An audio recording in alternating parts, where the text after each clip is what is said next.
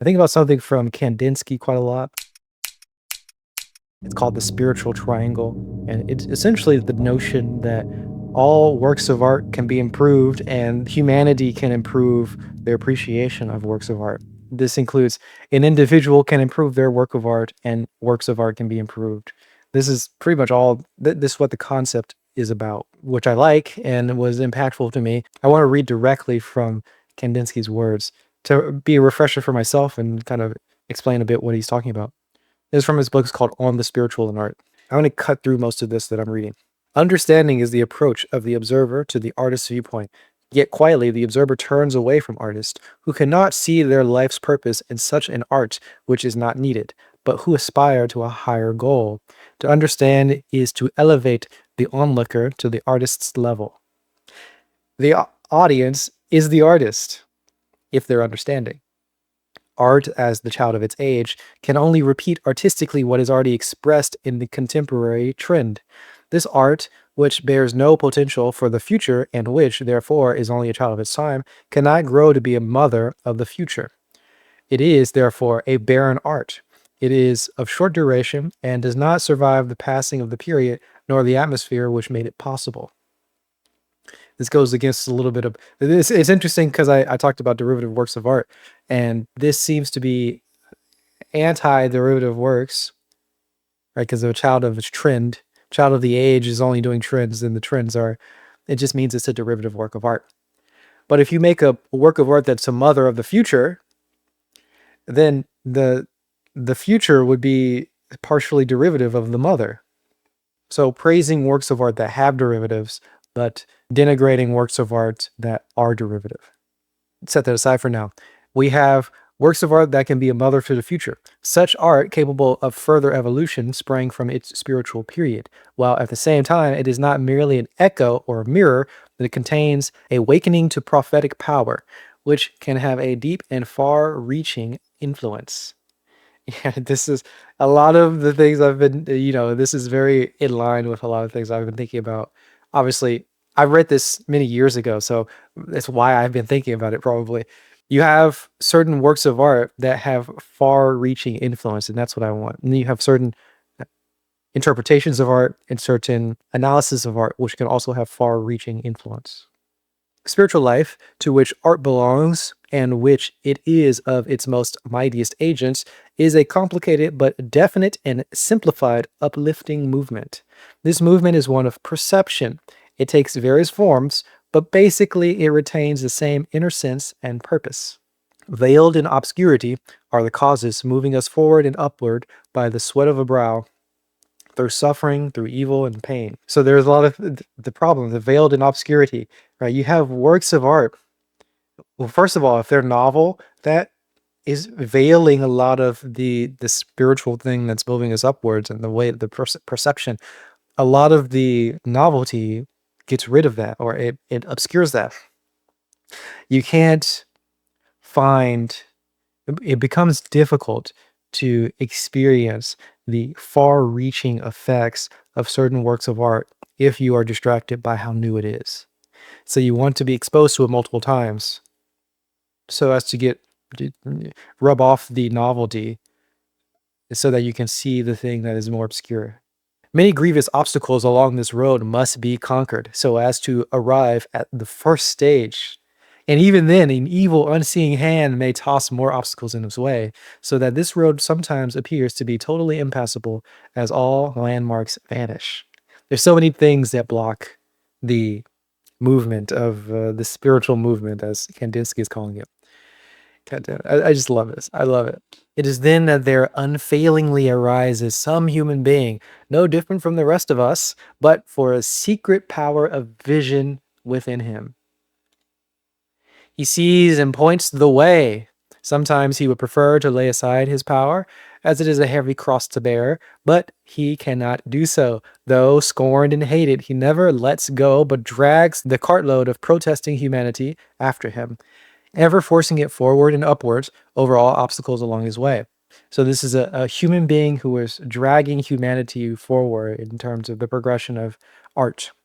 Yet frequently, long after his disappearance from Earth, with no vestiges of his bodily eye remain, many seek to retain the form of his feudal body in various ways, often in gigantic scales of marble and iron and bronze or stones, as if there had been any intrinsic value in the embodiment of these divine servants of humanity and martyrs, who so decidedly despised the material and only served spiritual aims. At any rate, this last resorting of the marble effigy shows that many, by now, have reached that high pinnacle where he whom they may at last strive to honor once stood so utterly alone. So the fact of the effigy means that other people have come and reached the same point that he was at, which means that his dragging worked. A large acute triangle divided into unequal segments, the narrowest one pointing upwards, is the schematically correct representation of a spiritual life. The lower segment, the larger, wider, higher, and more embracing, will be the other parts of the triangle. The entire triangle moves slowly, almost invisibly, forward and upwards. And where the apex was today, the second segment is going to be tomorrow.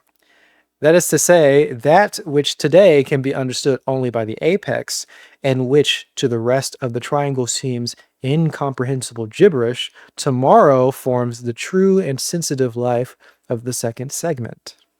At the apex of the top segment, sometimes one man stands entirely alone. His joyous vision corresponds to a vast inner sorrow, and even those who are closest to him do not comprehend him. Angrily, they may call him a knave or a fool, so as it was with Beethoven, who at his very highest peak stood alone. How many years had to pass until the greater segment of the triangle reached the spot where he once stood?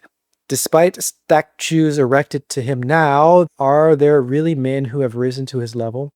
Artists are to be found in every segment of this imaginary triangle. Each one of these artists, who can see beyond the limits of his present stage, in this segment of spiritual evolution, is a prophet to those surrounding him, and it helps to move forward the ever obstinate carload of humanity. The larger the segment, the greater the number of people who comprehend the words of the artist. This schematic presentation, however, does not express the spiritual life. Among other things, it does not show the shadow side of a large, deadly black spot. In one of his novels, Sienkiewicz compares spiritual life with swimming. Whoever fails to work untiringly and does not continually fight against sinking will surely go under. Of course, there are periods when art lacks this high champion altogether, when there is no spiritual nourishment. These are times of regression into the spiritual world. Carelessly, souls fall from higher to lower segments, and the entire triangle appears to be motionless. It seems to move down and backwards. During these dumb and blind periods, men lay special and exclusive stress on outward success. They are only interested in material possessions and welcome any technical advancement which only helps the man's body, proclaiming this servitude as an achievement of major magnitude, while spiritual forces are neglected, if not completely ignored. At such a period, when art is basically degraded and only used for materialistic purposes, it seeks its inspiration in material harshness. Objective reproduction, unalteringly boring, remains the perpetual goal. The what of art disappears. Only the how, the manner of reproduction by the artist, persists as a question of creed. The soul of art is lost. The point of all that is that there is a representation of what humanity currently appreciates. And there may be a person at the very top who appreciates one thing, and he tries to bring other people to appreciate that same thing. Once this thing at the top is appreciated, that opens up this other world of things that are possible to appreciate. So you have to appreciate something that is very obscure in order to be able to appreciate more things. And we don't get, through Kandinsky, we don't get into how that happens and what is necessary to be able to appreciate more, because it's not just appreciate one thing and then you can appreciate the next thing. There's more to it. There is a certain evolution that has this far-reaching influence. Now, he doesn't talk about what that evolution is. To me, I might say now there's a particular explanation that is a far-reaching explanation, or there's a form of appreciation as a far-reaching form of appreciation. So, for example, if I say something very simple like, a work of art, the content of a work of art can be in harmony with the medium of the work of art. That is a simple thing that I could say, but it has a far-reaching influence because it can apply to any work of art. And I can just then I can a person who hears what I just said can then listen to a song and think about, why is this a song? Does it need to be a song? Would it be better as a poem? They can look at a poem, a text, and see if the narrative is enhanced by being text. If there's something about the work of art being in a book on pages, paper pages, there's something about that that works with the work of art. Is there something that's in harmony with that? The fact that it can be in harmony, or is there something important about the reason why this is a TV show? Like if a work of art is a TV show, is there something about it being a TV show that makes it better? And would it be better if it were a radio show? Would it be better if it were a book? Would it be better if it was a comic book? And so on and so forth. Is there something that is narratively important, or is there something that is relevant about it, the content of it and the medium of it? And the fact that you can think that there is a possibility of that being in harmony, it is a far-reaching explanation. And now you have a new way of appreciating the world, potentially, if you never thought about that before.